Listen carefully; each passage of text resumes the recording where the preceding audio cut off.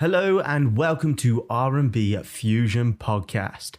Now, if you like your podcast with a bit of fruity language and some adult themes, then look no further. This is the podcast for you. However, if you don't, then you might want to go and look on like BBC Radio 4 or CBeebies or something along those lines. You didn't have a farm, Ben? Paul was an alien. There you go. Done. It's an egg. Is it an egg? Hashtag legend. Because Jiff is that cleaner or the polisher, whatever it is. Oh dear! Let's cause divide in the world, Ben. Go back in time and get a load of Bitcoin. I was a rebel, man. You know, the system couldn't hold me down. Hiya, folks. Welcome back to RNB Fusion with another episode. Ben, what a week. What a week it's been for me. How's your week been, pal? It's been good. It's been good, mate. Just been busy with work, but yeah, just happy to do this pod again. Oh, yeah. I've got to admit, I have missed doing this pod. Even those days that you think, oh, should I record one? Should I message Ben? Shall we get one going? And then you think, hang on, I've only just finished editing the other one. But I love this pod and I love the reception we've had so far. Like, I don't know about you, I've had friends and I've had family members who have said, oh, you know, we've really enjoyed the pod. It was good listening to you two chatting.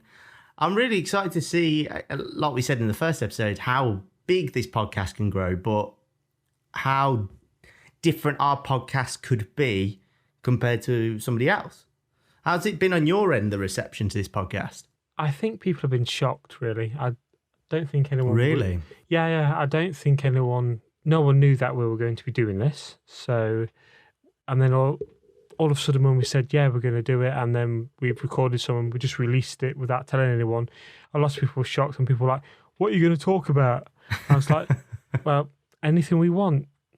Well, that's it. And that's the beauty of having our own podcast, is the fact that we can talk about anything we want. But I love the fact that I also kept it a secret. It felt very like a top secret thing. Like I only mentioned it to one other friend, but it was really like top secret. Anytime people kept mentioning, oh, Ross, you know, you should do a podcast. And at this point when we were kind of planning it and we were recording, I was like, oh, yeah, you know, I should. Good idea. I'll think about that.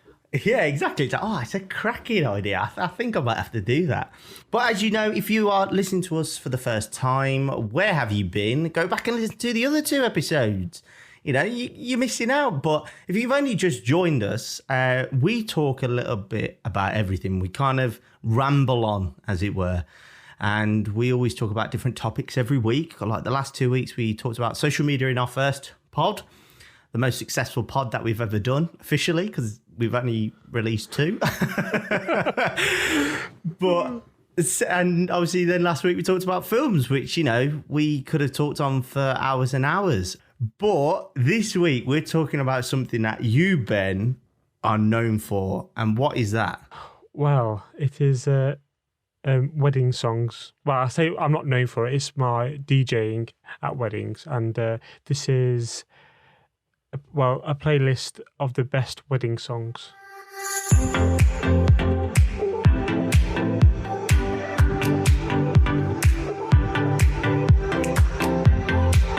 So, weddings, we all love to go to them. We all love the moment, the day, that embracing the love, seeing either your friends or your family getting married and realising that you at 25 years old are still single, and you think, what am I doing wrong with my life? And then you get to the reception and you drink yourself to death. But apart from that bit, in the reception, you get some banging songs, which, Ben, you as a DJ, you must know how to read a vibe to put on which song when. I hope so. Yeah, I hope so. Like, I've been there with you when we did our first wedding, when you asked me to come along to basically be like an MC. I remember just the whole vibe, and me and you were just talking about how to read this room. A lot of it's kind of improv, isn't it, Ben? So how do you deal with that improv? Well, good question. It all depends. I think you have to like just test the crowd, then go with the flow and see what songs bring the people onto the dance floor, and then what clears it. Normally, you can sort of judge it like you just said, and then you can sort of get the genre people like the most. Obviously, you have to cater for all genres. A bit of Motown, classic, 70s, 80s. I like to have a bit of everything. You got to do that at the wedding. But again, it's hard. But again, though, I like it because the next song could be the best song or the worst song of the night. So you reckon? Oh yeah. I think thinking back onto the weddings that I've been to, I think, like you said, there's always Motown, there's always stuff and the oldies, as it's known, like the old classics. And then sometimes they'll drop in a few more recent hits and then maybe something for the kids. Like I remember that wedding we did, we had Baby Shark on at one point, didn't we? Yes, we did. Yeah. Yeah. Like for me, that's not a wedding song. I know we were doing it for the kids, but it felt a bit odd. But again, going back to saying experiencing weddings from a perspective of somebody who just goes to them, reading a song and reading that room at the right time is so pinnacle, especially because, let's say, the crowd has just gone to the buffet after you've announced it. You're not going to put on Tom Zanetti's banging tracks whilst they're eating the food because they want to get up and bop. Like, what songs would you put on at that point when everyone's kind of sat down, they've got a drink, they're kind of eating? What would you put on around then? What's your kind of go-to for that sort of mood? Well, as soon as the buffet opens, Mission Impossible. So, yeah, I tell you what, as soon as you say the buffet's now open, that person who's got the stick or whatever just chucks it up in the air, bang! I've never seen him move so fast. Honestly, it is like that Peter Kay sketch, isn't it? It is.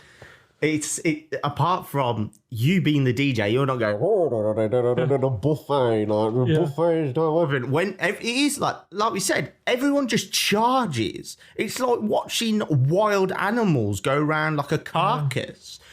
And I mean, let's be honest, every wedding buffet is basically the same. You got sausage rolls, you got some cheese sandwiches, you might have some cucumber sandwiches if they're feeling a bit extra posh, some cold meats, some chicken wings, and onion bhajis. Like, don't get me wrong, that's a cracking spread, isn't it? Oh, that's what you got for your wedding. Yeah. I'm happy. Like, especially when we've worked together and done weddings and different venues. When they say to you, help yourself to the buffet, it is a great moment. But what I will say is, for me personally, I judge a wedding or a party based on the buffet. Okay. Like it sounds very harsh, but if you've got somebody and they've put out samosas, some onion bhajis, some nice sandwiches, you think, and some like chicken wings, and they're hot, like they're not cold, and you think, you know what, this is a good party, and they've got like little cheesecakes and all that. But then if they've just put out like slabs of ham in some cheap bread and cheese sandwiches and then tuna and that's it, and then some beef slices, like for me, I'm thinking, so you've hired us. I think what you should have done is, I think you should have spent more money on the buffet, because the buffet can make or break a party, in my opinion, as well as the music. But I don't know, we've kind of got off topic, but thinking of food, I just think, it's quite a pinnacle moment. But going back to how you said with the songs, so you said Mission Impossible. Yeah. Obviously, we all know you're joking, Ben, because you're a comedian. But what song would you honestly put on? Like, what type of mood and what type of genre would you go for a buffet? Just something mellow, really. I would say something soft. People, we've had a bit of music before, so we've done a bit of a warm up. We want something in the middle, but like I say, just something soft, something someone can sing to when they're like sitting down, or like, bob the head or something while they're eating.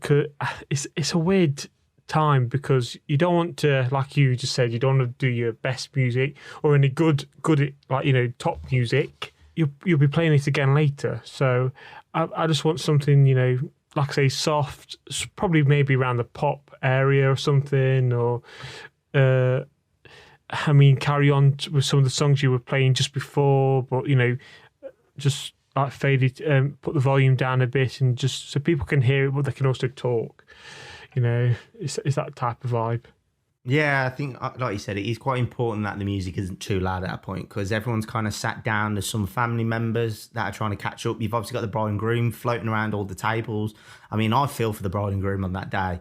It's meant to be their big day, and they're like having to go around and say, "Oh, thank you, everyone. How are you?" And then catching up and stuff, which is nice. But sometimes you kind of get caught up in that, and then you forget to eat yourself. I think it's so important, like you said, that it is something very mellow, very chilled, or it could be something that people know, but it isn't too like you want to go up and dance after you've eaten. So after the buffet is now done, so that's it, everyone's eaten.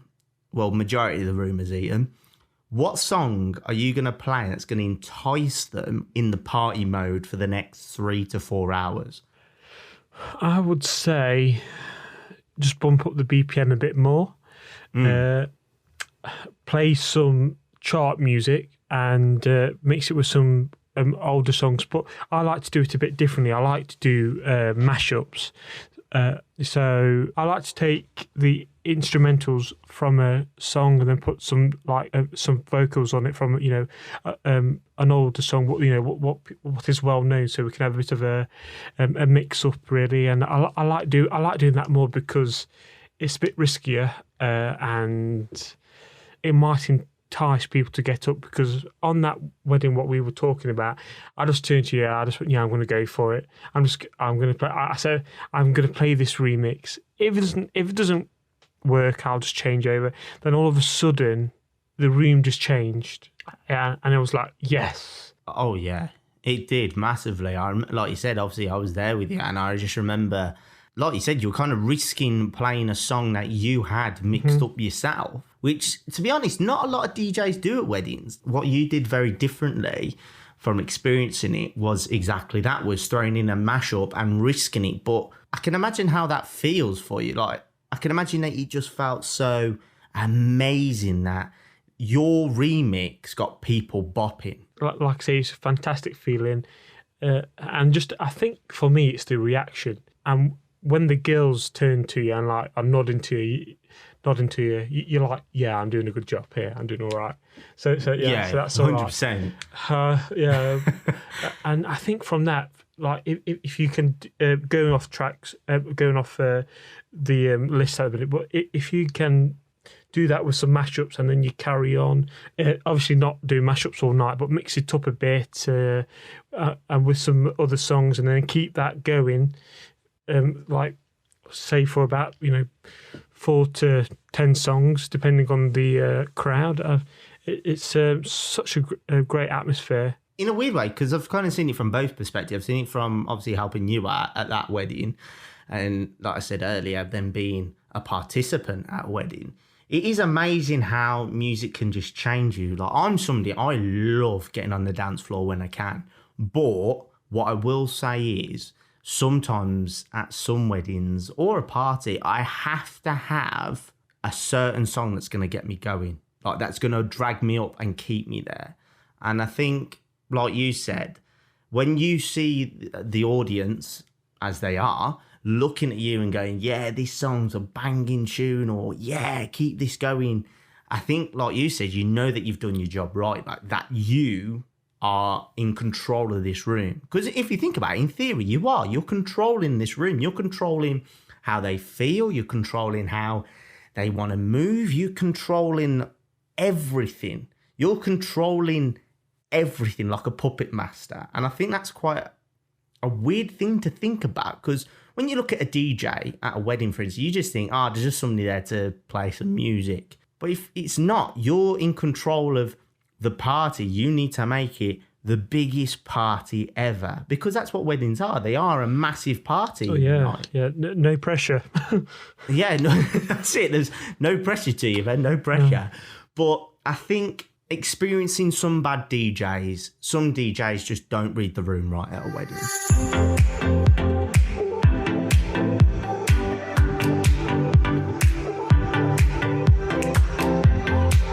Talking about wedding songs, what is the process of when a bride comes to you, or, you know, the bride and groom? What is the process that you have to go through when you're talking about songs to them? Because I don't think a lot of people know this process. Like, I don't. I've always kind of assumed that they just call you up and say, hiya, and that's it. But what is the process? Like, can you talk us through it? Whatever the bride wants. That it? That's it. No. Yeah, no. I was about to say short and sweet, Ben. Here he comes again. Yeah. 98% is obviously what the bride and groom wants. But they'll come to you and, well, I say come to you, you'll have a chat and they will discuss what they want, might sound silly, what do they want to achieve? And it's two ways to do it. If they know what they want, they'll say, this is the music we want. So they'll give you like a bit of a playlist and then you can go on that. Or they'll just go, I like house music. And you go, okay. And then that means, in other words, in the DJ, well, for me and DJs, that's thinking, well, I've got to just work the crowd out with some house music and take it from there. I've had that in the past where someone says, I think it was my second wedding I did. They said, oh, we like this genre and this genre. And you do get that a lot. But when they say that, it could go either way. I mean, you could have that genre, but then everyone in the room likes something else. So you won't get the reaction what they wanted, and then you'll play a completely different genre. But that's the best thing about DJing. That's what I like, because it's always a challenge. Again, it's like the old saying, you can't please everyone. No, you can't. But I think there is like elements that you kind of have to please majority of people. So you kind of got to keep mixing it up. Like I remember that wedding where, you know, we had people saying, oh, I'll play some Motown. And then we did. And then you have somebody else saying, can we cut that because we want to play something else? I can imagine that is a task in itself. Everyone at the wedding, like age-wise, everyone had their moment on the dance floor. Oh, yeah. On that day. But they took it in turns.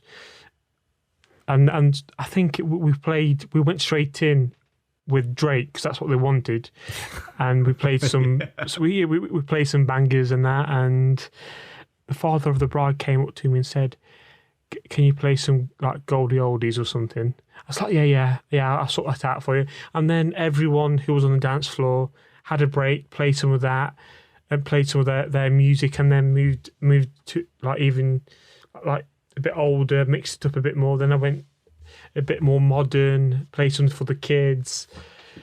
So, but the flow there was brilliant, because there was someone on the dance floor all the time. Yeah, because we kept saying about it. We was like, right, we want to get this many people on the dance floor at this point, didn't we? We were like, we want at least 20 people. And as the night went on, obviously, the more alcohol that starts flowing, more people start getting up because I've seen a fair few people.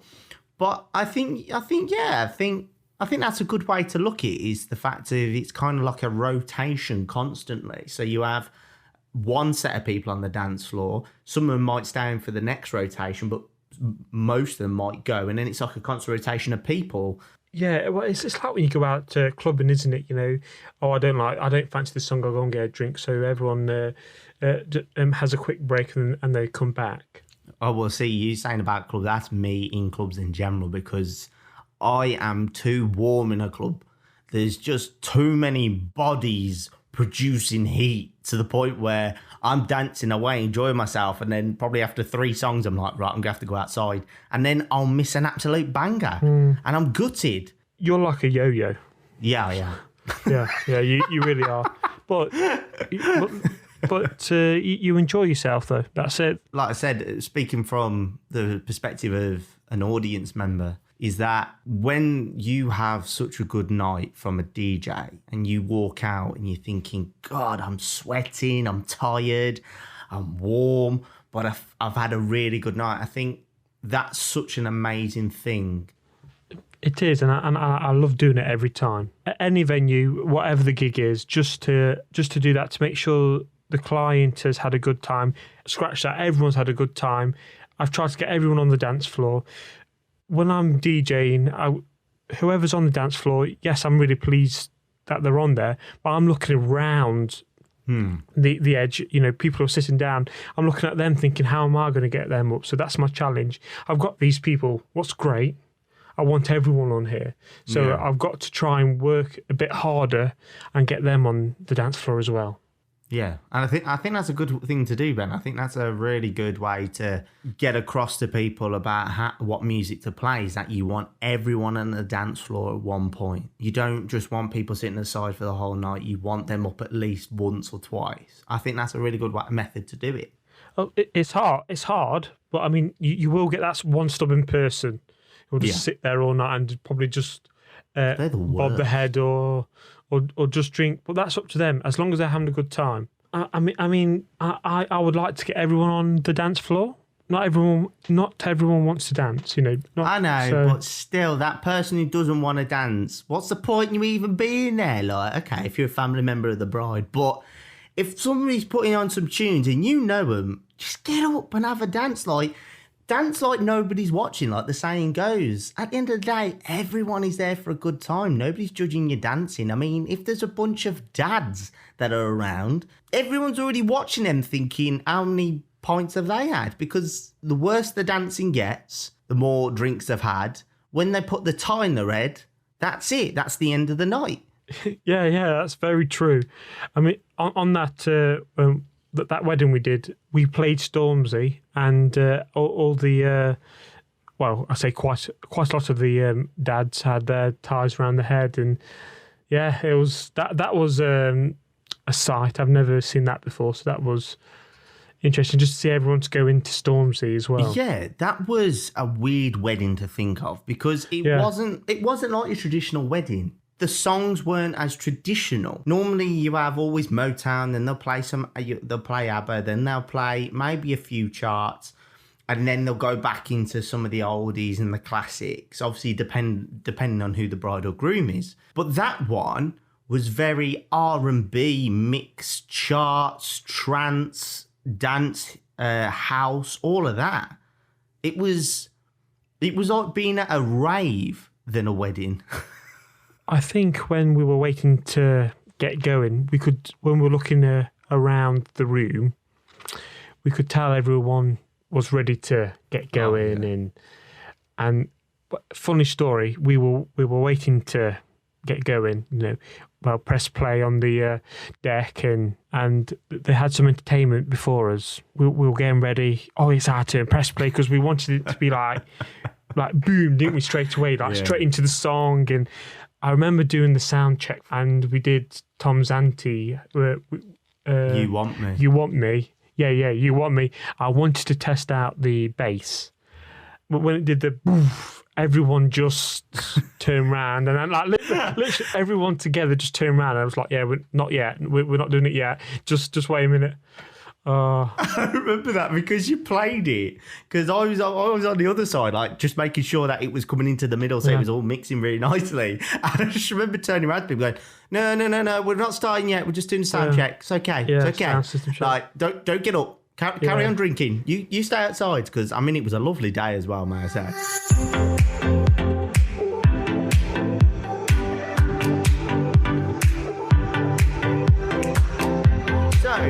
I challenged you a list of songs that you would play at a wedding. Now, I've got some, but it isn't necessarily in the same scale, such as what to play at a certain time or a certain mood. Mine are just songs and all-time classics that I love to hear at a wedding. Okay. Yeah, so this is how it's going to be very different. So, Ben, I want you to read your list to me and explain why. This list is... It's not done in a certain order. I just jotted some down, and that's fine. So I would definitely have B-52's Love Shack. Oh, that is a good one. That is a very good one. That's one of those ones, like I said, that's later on into the night for me, and I'm like, yeah. I think that gets everyone up, a bit of that, and everyone's, I know this, and they get up and they'll start to have a bit of a dance. I would say a bit of I don't like to call it like this, but a bit of cheese music, depending what time it is. So what do you count as cheese music then? Oh, well, that's a good question, Ross. Because cheese music is one of those types of genres that can change from person to person. a bit of everything. This is, I would say, younger generations like kids and that. A lot of the family members like to do that Superman song and all that. I know it sounds horrible, but they like to do that and they have all that type of bit of cheese and a bit of YMCA. You know, that's oh god, the cheese on the cheese scale, that's touching gorgonzola, like proper smelly cheese level. Yeah. Like thinking of cheese for me is that like you said, those type of songs and like God, do yeah, that one, pineapple, have the tree. Yeah, that's a big cheese one. Yeah. But also the proper cheesy 90s hits like Bewitched, and S Club, and Steps and Five. Like those ring cheese for me. Five has been very popular. Has it? Yeah, it has. Believe it or not, a lot of people have requested that. See, I can imagine a lot of people request Five, but is it just the one song by Five? Because let's be honest, not many other people know any other numbers by Five apart from that one, Get On Up When You're Down. That's the only one that most people know. Yep, that's the one. And also, I would... This is not cheese, this is going off it now. You've got to have a bit of Queen. Oh, which Queen song though, Ben? Which Queen song or Queen songs would you include? Because let's be honest, Queen is one of the greatest bands ever. # legends. They are legends. Freddie Mercury, man. What a man. Well, it's got to be We Will Rock You. That's going to be near the end of the night. I can see that. A lot of people having a few drinks, clapping along, going boom, boom, pa. And I can see Bohemian Rhapsody up there. That's always a big one. That's always big. Everyone loves that. You always have that one person who will just stand on the dance floor and just sing all of it. There's always that one person. Yeah, there's always one person. Normally that's me a lot of the time after I've had a few drinks. But but you'll get that one person who sings Bohemian Rhapsody, but they'll do all the parts. Yes, they will. But when you're at a wedding and there's multiple people, like, dish out the parts, man.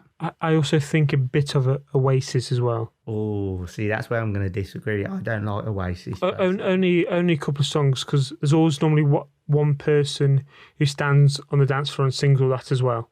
And that's not... Which song are you... I'm wondering if you're thinking the same song as me. Which song are you going to play by Oasis? I was going to say Wonderwall. Yeah, that's what I was thinking. There's always that one person who stands in the same position as the lead singer and will, and just do his movements and sing the whole song. Yeah. Yes. I know exactly the type of people you're on about. Like they'll stand there going, no, nobody wanna know. And like they got the mouth up like to pretend microphone. Yes. Like, yeah, you've got it. Oh, God. Yeah, proper Gallagher style.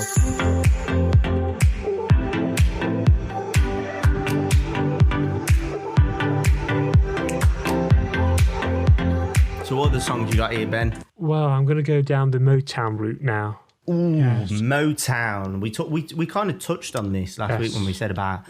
in the films when we said about going back in time and you said about Motown. Why do you like to go to Motown? Because I know you really like your Motown, don't you? Oh, yes, I do. Well, one, my parents. Two, it was that moment, that genre where, one, they've got fantastic singers. The instruments, they were proper instruments, nothing through a computer, Motown was big, it was all instruments, so nothing through a computer. Yeah, it was all authentic instruments, wasn't it? It was like proper like saxophones, oboes, proper woodwind sections and all that. Yeah, it was. I would say Temptation's My Girl. Marvin Gaye. Love a bit of Marvin Gaye. Marvin Gaye can just change a room. The thing is, Marvin Gaye, you can play something out to get people going, but you can also, if you wanted to, slow down the room, can't you? With Marvin Gaye? Can, sort of wind it down a bit if it's getting near the end, or or that moment where people just want a bit of a slow dance or something like that. But there's so much good music from Motown. There really is. It's I could go on. This could be a whole pod on Motown. So, what songs? If you could have a wedding that was only set to Motown songs, what would be your go-to songs for that wedding? Probably need a bit of Martha. Yeah. The Jacksons. Ooh, which Jackson song though? I would say ABCs are always popular. Yeah, ABCs are good. Yeah, a bit of I'm going to say his name wrong now. Who is it? Barry White. Barry White. That's a good shout. I would also have him. Obviously, that'll be near the end, slowing it up again because he's got that nice vibe of just being. Well, it's the romantic side of it, and So yeah, it's just that. Yeah, ladies and gentlemen. And on baby, what? No. It's proper low, even lower than I can go. Yes. But it's so rich in that way. But what's the artist you were thinking of then? The one that you were thinking of his name? It's coming to me. Just if I talk about Barry White a little bit longer, maybe you'll remember. Stevie Wonder. Stevie. Got to love Stevie Wonder. But Sir Duke will always be there for me. That that one, it's proper and it just gets you in the mood to funk. But what song would you pick by Stevie then for this wedding? Put you on the spot now, Ross. Like I said in the last one, as your co-host, it is my duties to put you on the spot. I would say Sign, Seal, Deliver, because that's just a classic. Yes. Sign, Seal, Deliver, I'm yours. Yeah. That's a cracking song. Some other artists, I would say Diana Ross. So yeah, the Four Tops, they've got some good tracks out there. A bit of Smokey Robinson, so yeah. Yeah, so it sounds... See, that's what I mean, Ben. So if somebody came to you with that Motown wedding, you're set and prepared. Like no tomorrow. Yeah, it's like I say, it's just the majority of the songs all sound fresh. I love that with a track. You could play it and then not listen to it for about 2 years, play it again, and it still sounds like it's just come out yesterday or something like that. If it sounds like that, to me, it's a winner.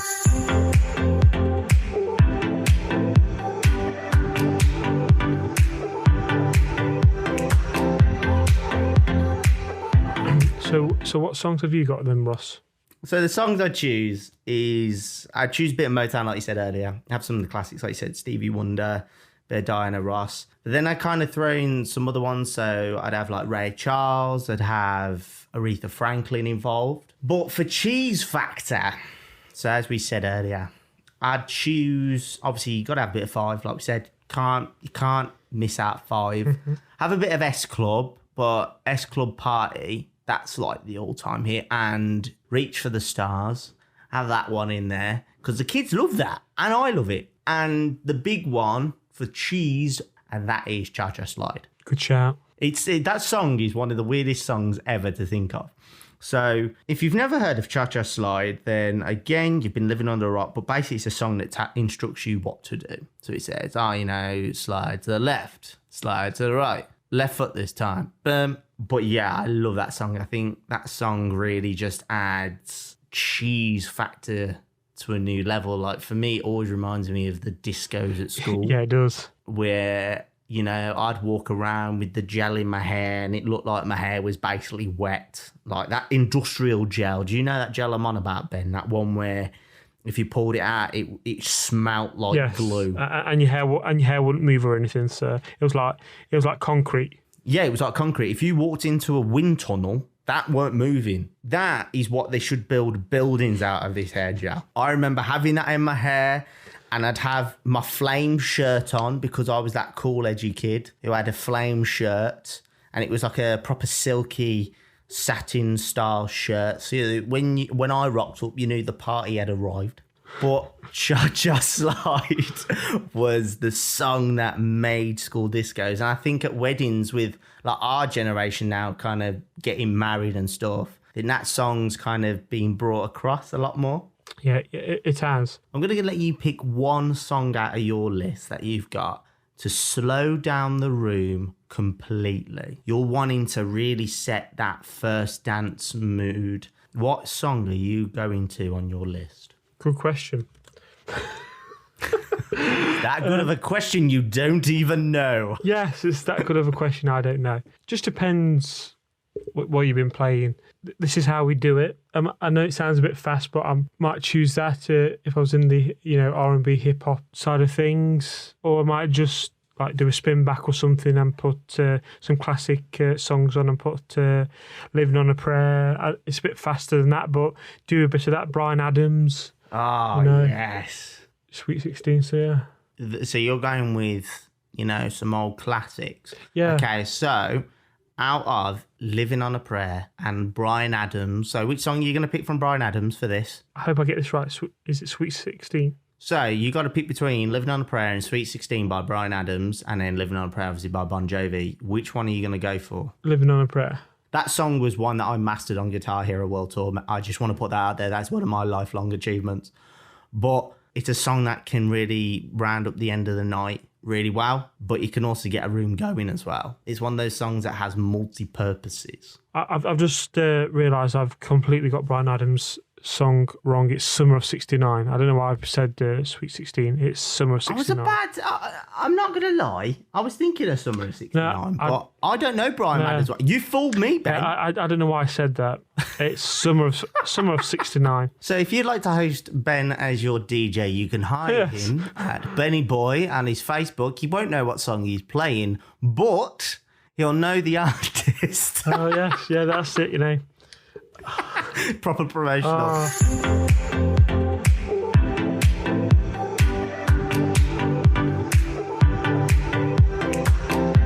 So Ben, thinking as you're a professional DJ, which we now know. Of course. What are things that you shouldn't do as a DJ at a wedding, and why? Right. Because I'm genuinely intrigued, because as somebody, who participates at a wedding and somebody who just kind of stands there as like your moggy mate, I want to know, as a DJ, what are your no-nos at a wedding? What? Anything or? No, anything as like to do with music. Anything to do with music. Yeah, anything to do with music. What are your no-nos? So you go, no, you don't do that. If you do that, you're a bad DJ. As Kevin and Perry would say, you are not my fellow DJ. For me, I would say just cutting it off straight away, like nothing, bang. I like to keep it constant, or like fade it in, fade it out. It might sound a bit petty, that, but I just like to be flowing. Yeah, so it's nice and smooth transitions, not very abrupt. Yes. Okay, so that's number one on the no-no. If you are a listener wanting to become a DJ, rule number one is don't cut your tracks abruptly. What is number two from Benni Boi? Don't put your drink next to your decks. Have you ever done that, Ben? I've never done that. I've had people come up and slosh their drinks over your gear, and you want like an umbrella, and you're like, no. Or I've just purchased that, and then when you have to clean it, it's terrible. But all my drinks are on the floor next, like in a safe area. Don't want it anywhere near any electrical items. When they're near you and they've got like drinks and stuff near your expensive gear, I don't know, but part of me kind of goes like rock solid, and the anxiety starts getting ridiculously high because I'm thinking, this is $2.5 worth of gear here. I'm gonna not be able to financially recover from this. That goes through your mind. Okay, so rule number two. So we got two so far. We got rule number one, don't cut your traps abruptly. Rule number two, don't spill your drinks on your gear. So what's number three? I'm trying to be picky now. I'm going to be picky. Yeah, be picky. You're setting the tone with this. So like I said earlier, any fella DJs, they want to learn from the best. They want to know experience from a professional DJ. Thanks for bigging me up. Well, I'm just being honest. Yes, yeah. No, you are technically, if you get paid for your work, you are a professional DJ, and you've done a fair few weddings and parties. So, you've got experience in this. Whereas if it was me, I'd say, make sure that you've got a plug. Make sure you plugged it in. That's a good one, that is it. You won't believe how many times I've been there. I'm going, there's no sound. What's going on here? And then I panic and I'm like, reset that. And then I look at the wires. I'm like, yeah, baby, just, it's normally when you've got it in all wired up. Yeah, you haven't put the cable in correctly, or simple thing, you need to turn the volume up on the main board. Those are the worst moments, those are, when it's something so simple. You think that your gear's all packed up, and it's not. It's just the fact that you've been a complete idiot and you've not switched it on, or you've not turned the volume up, or you've not put a battery in. That's been something I've done before. I've gone, why is my camera not working? Oh my God, I'm going to have to get this repaired. And it's that my battery's either dead or I've just not put a battery in. Yeah, so I'd say I'm changing it a bit now. Good management when it comes to your wires and obviously doing a sound check, and don't panic. There you go. So rule number 3 is don't panic. That should be number 1, really. Okay, Ben, what's your other rule, other no-no that you can't do as a DJ at a wedding? Start chasing all the women up. But yeah, just stay professional. Ben, are you a DJ who goes out chatting all the women up? No, Is that what you do? Of course not. Wait, don't lie. Don't lie. I keep it professional. Yeah, we all know what you're like, Ben. No, I keep it professional. Thank you. No, I can't. You can't do that because I mean, if you got to just concentrate on the music. That's it. But I think that is a good one in life as well, not Yes. only DJing. Is don't just, if you're on a job, don't chout the guests. Like, there is nothing worse than somebody who's, let's say, like you had a videographer at your wedding, they're chatting up your guest, or a DJ chatting up the guest. Like, it just comes across so bad. You don't do that. You don't see bartenders hitting on the guest, do you? So No. So and what is your last one? Your last major rule as a fellow DJ that you shouldn't do? don't leave your earplugs out.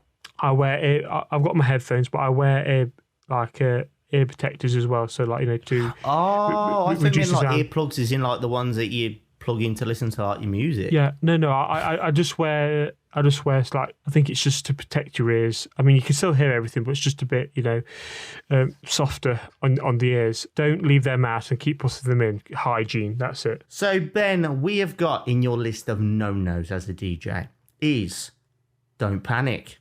Don't forget your earphones or earplugs even. Don't chat up the guests. Don't spill any drinks on your gear. And don't... I've forgotten it. This is why I couldn't be a DJ. I've forgotten what the other one was. I've remembered it, Ben. We've had it. That's one that I was missing was don't cut songs I was abruptly. just testing you. That was it. And it was the most obvious one, don't cut songs abruptly. So if you are a fellow DJ or an upcoming DJ, those are some advice from Benni Boi. So, Ben, we had a cracking topic on weddings. We kind of went off on a tangent and talked about DJing, which I think for a lot of upcoming DJs who are listening, I think there's some cracking info from obviously a professional DJ, such as yourself. But I think we've also helped our listeners if they are listening and wondering for their dream weddings, or they're thinking, I'm thinking of some songs for a wedding, but I can't think of any. Then you've got some choices from a participant and you've got choices from a DJ. What more could you want, eh?